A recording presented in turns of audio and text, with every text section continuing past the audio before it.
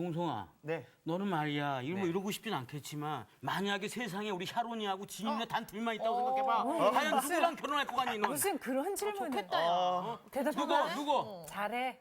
저는 어. 둘 다요. 둘 다? 이 아브람 같으냐? 100세까지 자식 없어. 아니야, 100세에 자식이 생길 거야, 걱정. 아니, 좀 백세되면 안 되죠. 아니, 우리의 의사는 궁금하지 않아? 아니 왜? 그게 어딨어. 왜 그래? 뭐 우리 잘생겼으니까.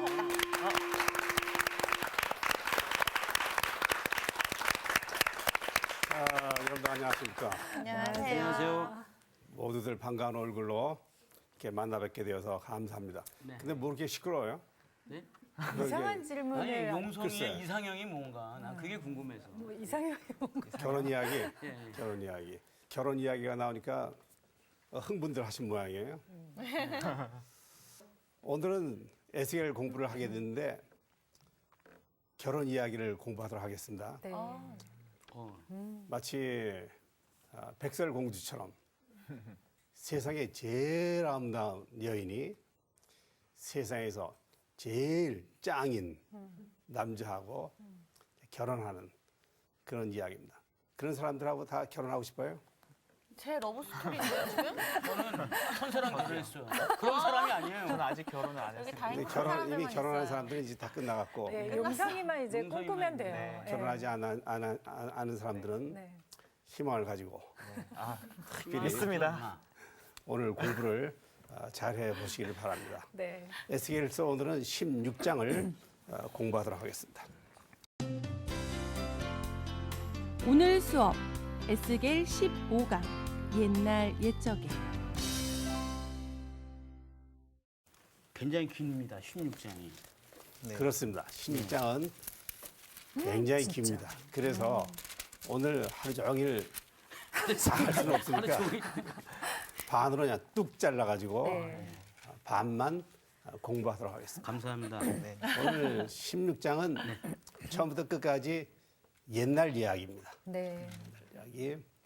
에스겔은 예언을 하는데 여러 가지 상징적인 행위들을 많이 우리들에게 보여주었어요. 네.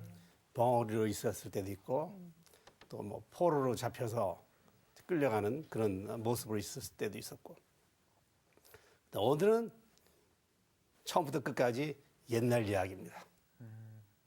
옛날 얘기 좋아하세요? 네. 아이고 옛날에 이제 어떤 아기가 하나 있었는데 참 태어날 때 그냥 화려하게 태어나지를 못했어요. 어머니 아버지가 하나 족보가 없었는지 어머니 아버지의 그냥 신분도 참 보잘것 없었어요. 태어나서 그냥 피투성이가 됐는데 기를 수가 없으니까 그냥 버렸어요. 아이고. 버렸어요. 버려졌거든요.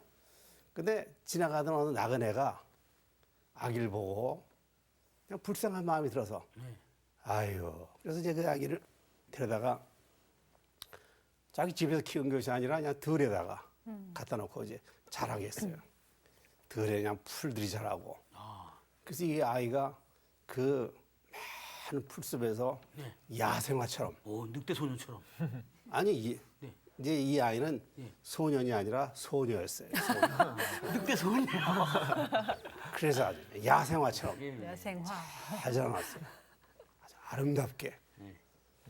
1년, 2년 성장했거든요. 그래서 이제 소녀가 되었는데 또 어느 한 해가 지나가던 사람이 보니까 근데 그 사람이 왕이었어요. 이 아이가 얼마나 그냥 청순하고 이쁘고 또. 이쁘고 그냥 모든 그냥 형용사를 다 갖다 붙여도 돼요. 그래서 청혼을 했어요. 청혼을 해서 왕자님을 만났네. 이 아이를 이 소녀를 왕비가 되게 한 거예요. 네. 야, 그게 이제 에스겔의 첫 번째 이야기예요.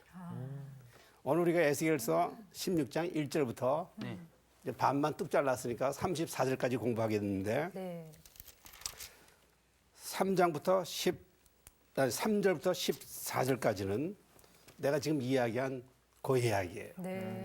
이 버려진 아기가 왕과 결혼해서 아주 그 미모 때문에 세계 아주 유명한 그 왕비가 되었다고 하는 그 이야기가 이제 첫 번째 대목이니까 이 첫 번째 이야기를 우리가 오늘 우선 공부해 보도록 하십시다.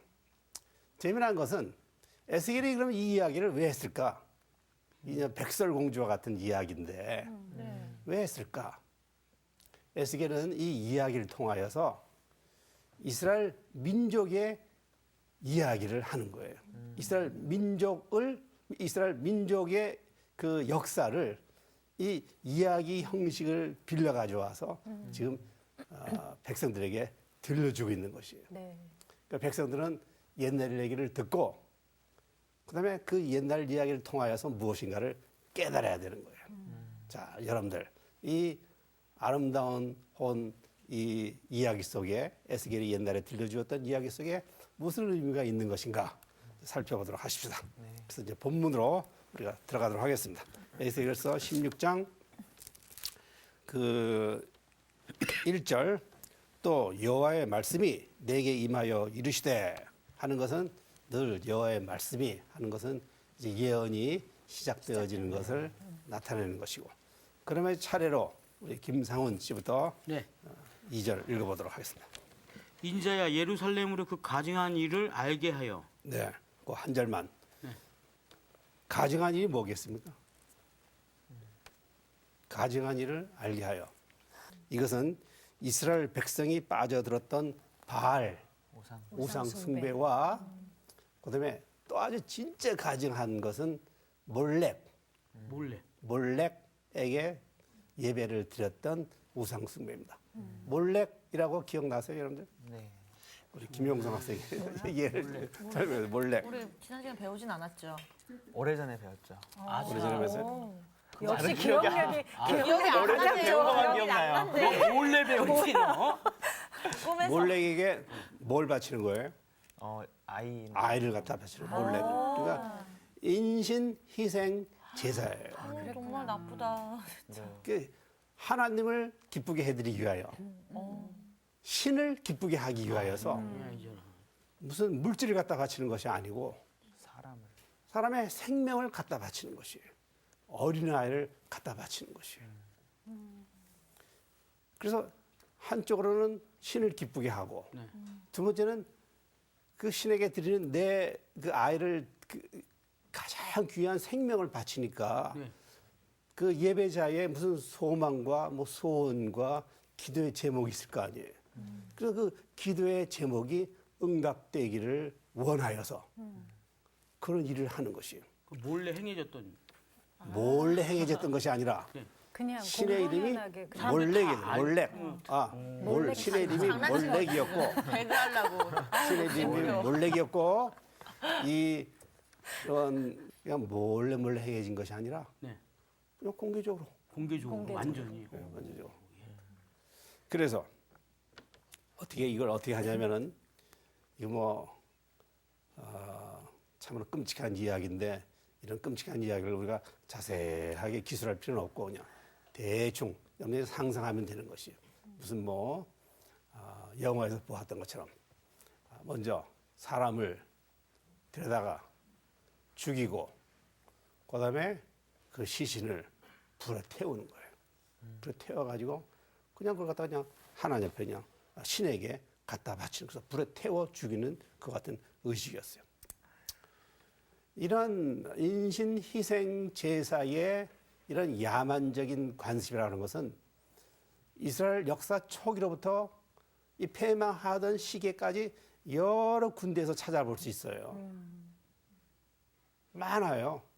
예를 들면 아브라함이 자신의 아들 이삭을 갖다 바친다고 하는 것도 이런 고대 이 지역에서 행해졌던 그런 인신 희생 제사의 하나예요. 그런 문화적 배경이 있었던 거네요. 또 입다. 예. 그래서 이렇게 인신 희생 제사라는 것은 고대 이 이스라엘 지역에서도 혹은 메소포타미아 지역에서도 널리 퍼져 있었고 우리나라에서도 많이 있었어요. 우리나라에서도. 심청전. 그렇죠. 그렇지. 학생이냐. 어디다 갖다 바치는 거죠? 인당수. 인당수에다가 그냥 갖다 바치는 거예요. 용왕을 기쁘게 해드리기 위하여서 그렇죠. 또 바친 사람의 소원이 있으니까 아버지의 눈이 눈이 활짝 떠지고. 떠지게 하기 위해서. 네. 그래서 뭐 심청이 이야기도 그런 인신 희생 제사의 그런 습속이 그냥 그런 소설을 통하여 이야기를 통하여 아니면 뭐 제주도 지역에 가면은 그 뱀 사자가 들어가는 그런 굴들이 많은데 그래서 뱀에게 동네 처녀를 갖다 바치는 거. 그런 거 동화책 있어요. 네. 동화도 있어요. 있고 그죠? 동화책도 예, 있죠. 예. 용한테도 바치고 뭐. 용왕에게 이무기에게 이무기에게. 뭐 이제 바쳐야 되는데 그래서 훌쩍훌쩍 울었더니 뭐 개구리가 맞아. 왜 우십니까? 그래서 뭐 은혜를 갖는다는 네, 이야기 같은 것은 다 그 인신 희생 제사의 그와 같은 그 습속들이 그냥 이렇게 이야기로 전해져 내려오는 것이에요. 그런데 이스라엘에서도 이것이 있어서 율법에 볼 것 같으면은 이것을 아주 철저하게 금지를 했어요. 네. 몰렉에게 갖다 바치지 말아라. 그렇게 하게 되면 그냥 죽여라.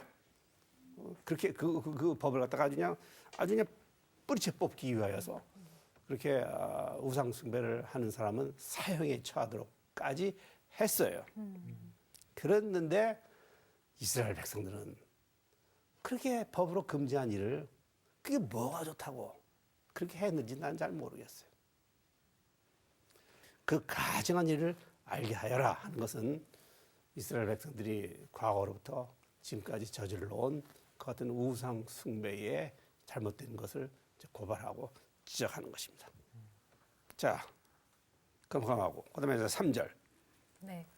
이르기를 주 여호와께서 예루살렘에 관하여 이같이 말씀하시되 내 근본과 난 땅은 가나안이요 내 아버지는 아모리 사람이요 내 어머니는 헷 사람이라. 네. 그래서 이제 아기가 이제 태어나는데 그 부모님의 이제 족보를 이야기하는 것이에요. 이 3절은 아주 비참하고 보잘것없었던 부모님의 그 모습을 보여주는 것이에요. 그리고 부모님은 지금 이제 이야기니까 이 이야기를 통하여서 이스라엘을 상징하는 것이에요. 네. 이 아기의 부모님은 이스라엘이에요. 그래서 이스라엘의 그 초기 모습이라고 하는 것은 이렇게 비참하고 보잘것없었다. 그 다음에 이제 4절을 봅시다. 네. 내가 난 것을 말하건대 내가 날 때에 내 배꼽 줄을 자르지 아니하였고 너를 물로 씻어 정결하게 하지 아니하였고 내게 소금을 뿌리지 아니하였고 너를 강보로 싸지도 아니하였나니. 네. 김영성 학생은 네. 아직도 이제 결혼을 안 했으니까 이렇게 이제 아기 놓은 다음에 그 이제 산후 처리를 어떻게 하는가 하는 걸 잘 모를 거예요. 대충은 알걸요. 대충 안다고요? 네, 네. 잘 모를 거예요. 잘 알아요? 잘 몰라요. 뭐 잘 모른다 그러는 거예요. 자, 이게 아기 태어나면 이제 산후 조리하는 거예요.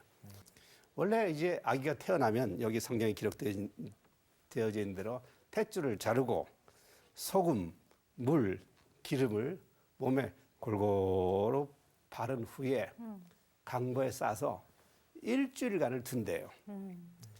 그러고 나서 그 일주일 뒤에 다시 이제 더러운 것을 깨끗이 닦아낸 다음에 성유를 바르고 기름을 바르고 그러고 나서 다시 일주일간을 둔다는 것이에요. 옛날에 그렇게 했다는 것이에요. 옛날에 이 지역에서. 그것이 이제 정상적인 코스라는 것이에요. 그런데 이 아이는 그런 것도 받지 못했어요. 왜? 부모가 가난했고 태어나서 기를 수가 없었어요. 그렇게 산후조리를 아이가 받지 못한 것이에요. 그 다음에 5절부터 7절을 계속해서 읽어보도록 하십니다. 그래서 어떻게 되었나? 아무도 너를 돌보아 이 중에 한 가지라도 내게 행하여 너를 불쌍히 여긴 자가 없었으므로 내가 나던 날에 내 몸이 천하게 여겨져 내가 들에 버려졌느니라. 내가 내 곁으로 지나갈 때에 내가 피투성이가 되어 발짓하는 것을 보고 내게 이르기를 너는 피투성이라도 살아있으라. 다시 이르기를 너는 피투성이라도 살아있으라 하고 내가 너를 들에 풀같이 많게 하였더니 내가 크게 자라고 심히 아름다우며 유방이 뚜렷하고 내 머리털이 자랐으나 내가 여전히 벌거벗은 알몸이더라. 네. 그래서 지나가던 나그네가 죽어가던 아이를 그냥 건져낸 거예요. 그래서 그냥 들여다가 그래서 이제 들에서 자라게 한 거예요. 그래서 들에서 그냥 풀하고 같이 자라났어요. 야생화처럼 자랐어요. 이 이야기는 이제 옛날 이야기인데 이 옛날 이야기를 통하여서 지금 이스라엘 민족의 역사를 지금 서술한다고 그랬잖아요. 그러니까 이 이야기의 한 대목 한 대목 한 대목은 이제 이스라엘 역사를 이제 상징하는 것이라고요. 그래서 다시 한번 우리가 본문으로 돌아가겠습니다. 6절에 볼 것 같으면 피투성이라도 살아있으라 하는 구절이 이제 반복되어져 나오는데 네. 아이가 피투성이 아니에요. 피투성이지만 그래도 죽어야 되겠느냐. 제발 좀 살아있어라 하는 이 구절은 이스라엘 부족이 민족도 아니죠. 부족이 생존하기 위해서 그 아주 어려웠던 그 시절, 특별히 아브라함, 이삭, 그 야곱 이야기 볼 것 같으면은 그 족장 시대를 볼 것 같으면은 정말 생존하기가 어려웠어요. 왜? 먹을 것이 없어서. 흉년이 드니까. 그러니까 흉년이 들면 먹을 것이 없어가지고 그냥 그 곡식을 사지 못하면 그냥 죽게 되니까 이집트로도 막 내려갔다가 그런 이야기들이 많잖아요. 그래서 이것은 그 어려웠던 시기를 지금 일컫고 있는 것이다. 그런데 하나님께서는 요셉을 통하여 그 어려웠던 시기에 이스라엘 그 당시는 이제 족장 시대니까 이 부족들을 살려내시는 것이거든요. 그다음에 7절에 볼 것 같으면 이제 풀숲에서 많은 풀들하고 함께 자라게 하신다고 그랬는데 그러면 그 많은 그냥 들풀처럼 뻗어나는 그 풀들 속에서 자라나는 그 시기가 어떤 시기였겠느냐. 그 이집트에 갔었을 적에 이집트에서 갔을 적에 그 풀들이 그냥 막 번성하는 것처럼 이스라엘 백성들이 그냥 한 400여 년 살면서 많은 수가 그 자라나게 그 숫자가 이제 불어나게 되거든요. 그래서 그렇게 이스라엘이 이집트에서 생존하며 민족의 수가 불어나던 시기를 가리키는 것으로 보고 있고, 그다음에 이제 8절에 볼 것 같으면은 하나님께서 데려다가 그 청혼을 하고 언약을 하잖아요. 그 언약. 그래서 언약하여 너를 내게 속하게 하였느니라는 말씀은 이스라엘이 출애굽한 후 하나님의 역사 간섭과 은총 아래 국가로 태어나게 되는 시내산 계약이라고 있잖아요. 시내산 계약. 시내산 계약을 가리키고 있다고 보는 것입니다. 그러고 나서 이제 9절부터 13절에 볼 것 같으면 결혼했어요. 많은 선물을 받았어요. 그 미모가 그냥 온 세계에 그냥 다 알려지게 되잖아요. 그래서 이 9절부터 13절은 이스라엘이 약혼하고 화려하게 치장했던 시기는 특별히 역사적으로는 다윗과 솔로몬 시기. 하여간 다윗과 솔로몬 시기는 뭐 엄청나게 이스라엘이 부강하여서 잘 살던 시기였으니까 그런 시기를 의미한다고 보는 것입니다. 14절 내 화려함으로 말미암아 내 명성이 이방인 중에 퍼졌으면 내가 내게 입힌 영화로 내 화려함이 온전함이라. 이 14절은 첫 번째 이야기의 클라이막스입니다. 존재 가치도 없고 받을 만한 가치도 없고 그런 아이였어요. 피투성이 아이. 그 아이에 대한 하나님의 넘치는 은혜와 사랑을 보여주고 있는 것이죠. 짜잔. 그래서 제 1막 끝났어요. 두 번째 이야기. 예, 두 번째는 이제 15절부터 34절까지. 그러면은 얼마나 이거 신나는 이야기예요. 그럼 이제 두 번째 이야기는 어떻게 됐느냐? 또 내가 이제 미리 조금 이제 예고편 그랬는데 뭐 너무나 유명해졌어요. 그랬더니 이 왕비가 조금 목에 힘을 주기 시작했어요. 목에 힘을 주기 시작하더니 완전히 그냥 굳어버렸어요. 거기에다가 자기가 받은 그 모든 예물들을 가지고 그냥 다른 또 남자들 좋아하기 시작했어요. 이걸 그냥 질병이라 해요. 질병. 말도 안 되는 거. 말도 안 되는. 말도 안 돼요. 이게 병이 걸린 거예요. 이게 남자들을 좋아하는 병. 말릴 수가 없어요. 여기까지가 이제 예고편. 네. 그러면 이제 어떻게 됐을까? 15절부터 우리가 이제 공부하도록 합시다. 자, 그럼 15절 읽어봅시다. 네. 그러나 내가 화려함을 믿고 내 명성을 가지고 행음하되 지나가는 모든 자와 더불어 음란을 많이 행함으로 내 몸이 그들의 것이 되었도다. 네, 이 신부는 그 선물과 명성 때문에 마음이 교만해졌고 그 교만으로 타락하고 말았던 것이에요.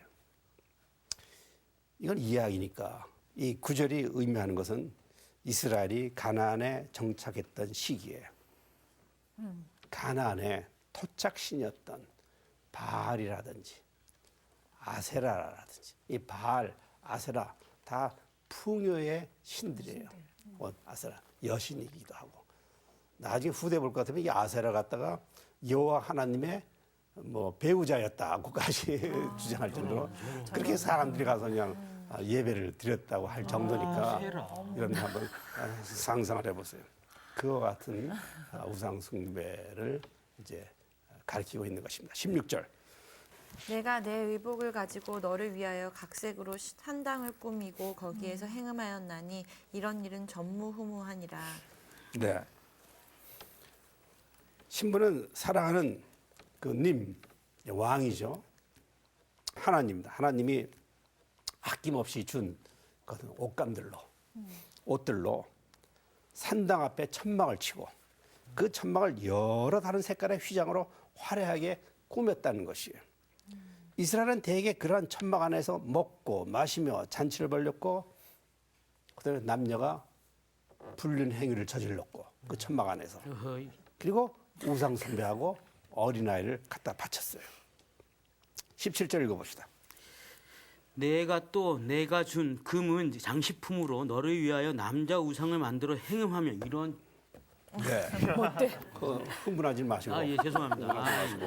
그래서 이 장식품들을 가지고 남자 우상을 만들었다고 하는데 이 남자 우상이 바알 신상이 아니었을까라고도 이야기하고 또 이제 다른 성서 주석자들은 이게 남근상이었다라고도 또 이야기를 합니다. 네. 자, 그다음에 18절. 네.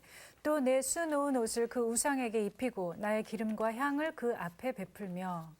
네. 그리고 그 우상에게 수놓은 옷을 입히고 그 우상 앞에 테이블을 놓고 우상에게 기름을 발라주고 분양하기 위해 그 위에 기름과 향을 차려 놓았다고 하는 것은 이제 원래 고대의 그 잔치라든지 이런 그 하나의 그 절차들을 볼 것 같으면은 기름과 향수는 성대하고 화려한 잔치석상에서 손님들을 맞이할 때에 준비해 놓은 물품이었대요. 이제 손님들이 오시면은 기름도 이렇게 이제 다시 하고 향수도 뿌려주고 그다음에 이제 이리 오십시오. 그래서 그냥 만찬석상에 가서 이제 마시고 즐기는 그와 같은 일들이었다. 근데 이와 같은 것들을 통하여서 이스라엘은 결국은 우상 숭배를 했다는 것입니다. 19절. 또 내가 내게 주어 먹게 한 내 음식물 곧 고운 밀가루와 기름과 꿀을 내가 그 앞에 베풀어 향기를 삼았나니 과연 그렇게 하였느니라. 주 여호와의 말씀이니라. 그래서 이제 모든 것 하는 것, 하나님께서 주신 모든 것은 다 하나님을 위하여 사용되어지지 않고 우상을 위하여 사용되어졌다. 20절부터 21절은 우리가 읽지를 않겠습니다. 시간 관계상 20절부터 21절은 그 예루살렘이 멸망하기 이전에 다급하고 어려웠던 시기에 아까도 우리가 처음에 이야기했듯이 그 몰렉에게 아주 극단적인 방법을 써가면서까지 그 예배를 드렸던 아이를 바쳤던 그 같은 모습을 보여주고 있고요. 우리가 이제 고고학적으로 보든지 아니면 성서적으로 볼 것 같으면은 이렇게 그 몰렉 그 산당이 있던 곳이 예루살렘 남쪽에 그 흰논 골짜기라고 있었는데 그 흰논 골짜기 끝자락 부분이 도벳이에요. 그리고 그 도벳에 그 신당이 있었대요. 그리고 그 신당에서 그냥 아이를 살라 바친 것이에요. 그런데 원래 이 골짜기는 항상 불이 불타오르고 연기가 뭉게뭉게 솟아오르고 있었대요. 왜냐하면은 그 도성 내에 모든 그냥 쓰레기들을 가져다가 거기서 그냥 소각시켰던 것이에요. 소각장이네요. 그냥 소각장이 거기 있었는데 그게 불타오르는 소각장이 있으니까 이스라엘 사람들은 그 부분에다가 이제 산당을 만들어 놓고서는 거기서 그냥 아이를 죽인 것이에요. 그래서 그 예레미야가 나중에 그런 예언을 했어요. 이 골짜기가 살육의 골짜기로 불려질 것이다 하고 예언한 적이 있었어요. 그것은 이제 그 아이를 갖다 바치는 그와 같은 것들을 비난하고 또 신약에서 볼 것 같으면 게헨나 지옥에 타오르는 불 그렇게 헨나가 그 흰놈이라고 하는 말에서 오는 것이죠. 그래서 흰놈이구나. 항상 불타오르는 곳이 그 흰놈 골짜기였는데 거기에 도벳 산당에서 그 아이들을 죽였던 것이에요. 그와 같은 것들을 지금 20절, 21절에서 지금 그 고발하고 있고 23절, 25절을 읽어보도록 합시다. 주 여호와의 말씀이니라. 너는 화 있을진저 내가 모든 악을 행한 후에 너를 위하여 누각을 건축하며 모든 거리에 높은 대를 쌓았도다. 내가 높은 대를 모든 길 어귀에 쌓고 내 아름다움을 가증하게 하여 모든 지나가는 자에게 다 다리를 벌려 심히 음행하고 하체가 큰 내 이웃 나라 애굽 사람들과도 음행하되 심히 음란히 하여 내 진노를 샀도다. 네, 23절, 25절 다 그 우상 숭배의 현장들을 고발하는 것입니다. 무슨 뭐 누각을 쌓았다, 높은 대를 쌓았다 하는 것은 모두 다 이게 우상 숭배를 위하여 그냥 구석구석에 그냥 그러니까 얼마나 우상 숭배가 이렇게 잘 진행되어져 있겠는가 하는 것을 여러분들이 그냥 상상하시면 될 것입니다. 그와 같은 것들을 이야기하고 그러나 이와 같은 모습을 통하여서 지금 예언자가 이제 고발하고자 하는 것은 외세와 특별히 이집트 그리고 아시리아와 맺은 군사 동맹을 이런 혐오스러운 이런 그 이야기 스타일로 지금 그 고발하고 있는 것이에요. 특별히 25절에서 다리를 벌려 심히 음행하고 하는 것은 스스로 몸을 바쳤다고 하는 의미의 아주 완곡 어법이에요. 즉 외국과의 그 강화 제의인데 특별히 예언자들이 반대했던 것은 불평등 조약이에요. 지금도 불평등 조약이 나라와 나라 사이에 진행되어지고 있고 그다음에 과거에도 마찬가지예요. 제국주의는 늘 그 가난한 나라와 힘없는 나라와 그 강화 조약을 할 때 이런 불평등 조약을 맺고 그 강요를 하는 것인데 이 불평등 조약을 외국이 강요해서 한 것이 아니라 이스라엘이 자원해서 자기가 스스로 그렇게 먼저 제안을 했다고 하는 그런 의미인 것입니다. 외세를 끌어들이기 위해서 우상 숭배를 도입하고 정치적으로 배신하는 것도 이스라엘이 먼저 주도했던 일이었다고 하는 것을 지금 상징하고 있는 것입니다. 그다음에 26절부터 29절을 보도록 하겠습니다. 하체가 큰 내 이웃 나라 애굽 사람들과도 음행하되 심히 음란히 하여 내 진노를 샀도다. 그러므로 내가 내 손을 내 위에 펴서 내 일용할 양식을 감하고 너를 미워하는 블레셋 여자 곧 내 더러운 행실을 부끄러워하는 자에게 너를 넘겨 임의로 하게 하였거늘 내가 음욕이 차지 아니하여 또 아수르 사람과 행음하고 그들과 행음하고도 아직도 부족하게 여겨 장사하는 땅 갈대아까지 심히 행음하되 아직도 족한 줄을 알지 못하였느니라. 네. 이 26절부터 29절은 이스라엘이 이집트, 아시리아, 바벨론이라고 하는 여러 나라들과 행한 이 이야기는 지금 이제 그 성매매죠. 성매매인데 이건 이야기니까 이와 같은 이야기를 통하여 그런 외국과 맺었던 불평등 조약 혹은 정치적 음모 등등을 지금 이제 고발하는 것입니다. 그런 것들로 인하여서 결국은 이스라엘 사회에 온 것이 무엇이냐? 도덕적 부패, 조기적 타락, 경제적 경제적으로 다 빼앗기는 그 같은 일들을 당했으니까요. 그래서 26절은 이집트와 동맹 맺었을 적에 이스라엘에게 무슨 유익한 일이 있었느냐 하는 것을 보여주고 있는 것입니다.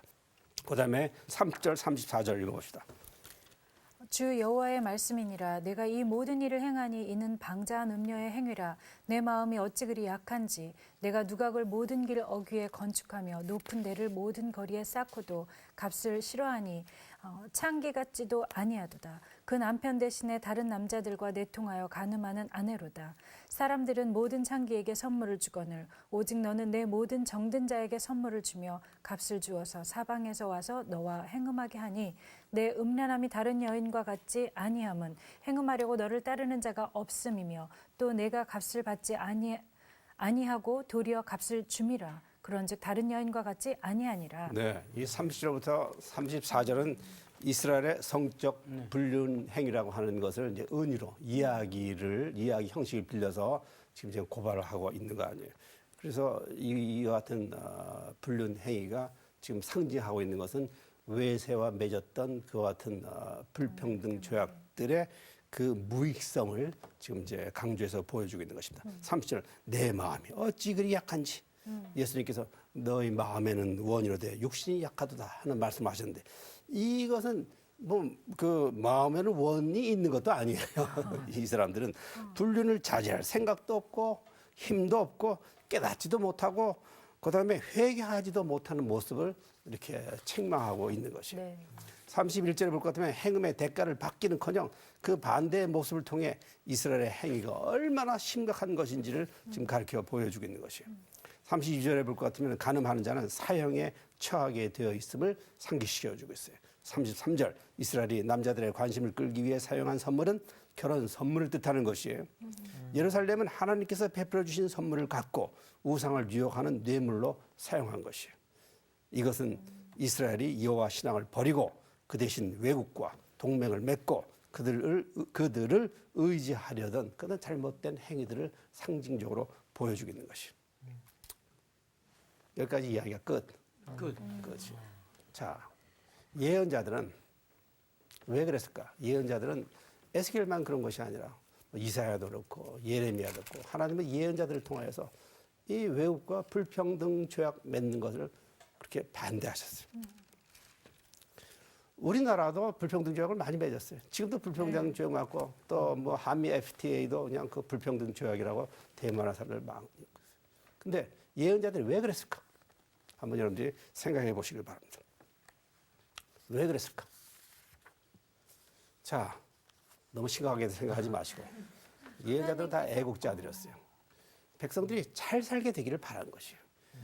외세가 불평등 조약으로 인해서 들어오게 되면은 종교적으로, 문화적으로, 정치적으로, 경제적으로 타격을 받게 되는 것이에요. 주체성을 상실하게 되는 것이에요. 종교 개혁을 했다고 하는 것은 단순히 우상 숭배를 타파했다는 것은 아니에요. 종교적인 것은 사회, 정치, 경제적으로 모든 면에 있어서 주권을 되찾자고 하는 것이에요. 외세로부터의 간섭을 갖다가 배척하고 주권을 찾다가 하나님에 대한 그 신앙을 통해서 우리의 민족이 살아야 되겠다 하는 그런 것이었어요. 그 에스겔의 이제 예언자들은 이런 결혼이라고 하는 은유를 통해 가지고 이런 민족의 역사를 서술하는데 에스겔의 특징은요. 예레미야나 호세아는 하나님과의 그와 같은 그 이스라엘과의 관계에 있어서 미룰 시기가 있었다고 보아요. 그런데 에스겔은 아주 싸그리 그걸 무시해요. 절대로 미룰 시기가 없었다는 것이에요. 이스라엘은 태어날 때부터 뭐예요? 이교적이었고 신분도 혈통도 순수하지 못했고 태어날 때부터 잘못됐다는 것이. 그래서 에스겔은 아주 강해요. 네. 그런 의미에서 에스겔이 이 이야기를 통하여서 서술하고자 하는 민족의 역사의 초점은 이스라엘 역사는 죄의 역사다. 죄의 역사다는 것이. 이 죄의 역사 기술을 통하여서 에스겔이 지금 그 당대 사람들에게 예언을 했고 그리고 오늘 2500년 후에 오늘 이 말씀을 듣고 읽는 우리들에게 이게 또 무슨 신앙적인 교훈을 주고 있는가 하는 것을 우리가 살펴보지 않을 수 없는 것이에요. 우리의 삶은 축복받는 삶이에요. 이 버려진 아이처럼 우리는 버려진 존재나 마찬가지. 그러나 하나님께서 우리를 이렇게 구해 주신 거, 먼저 네. 구해 주신 것이요. 네. 베드로전서 2장 9절에 택하신 족속이요, 왕 같은 제사장이요, 거룩한 나라요, 그의 소유된 백성이 우리가 됐어요. 내가 뭐 잘나서 그렇게 된 것은 아니에요.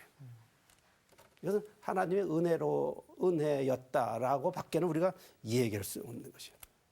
그랬는데 이 에스겔의 이야기가 주는 그 뭐랄까요? 그 비극이 있잖아요. 비극이. 에스겔의 이야기가 주는 우리 김상원 학생 아까 막 흥분했는데 여기 안타까움 있잖아요. 그게 무엇입니까? 그런데 바로 그 축복과 은총 때문에 교만해지고 하나님과 바른 관계를 깨뜨렸다는 것이에요. 이게 얼마나 어리석은 일이에요.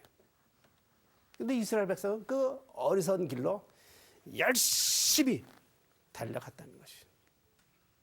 이게 말릴 재간이 없었어요. 말려도. 그럼 얼마나 이게 불행한 일이고 얼마나 이게 비극입니까? 우리가 16절, 17절을 볼 것 같으면 이스라엘의 우상 숭배의 목적을 너를 위하여 16절에서도 너를 위하여 그런 표현을 쓰고 있어요. 네. 네.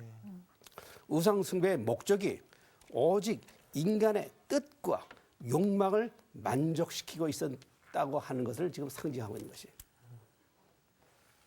우리가 주일마다 주님 앞에 나가서 찬송하고 기도드리는 것이 오직 나만을 위하여.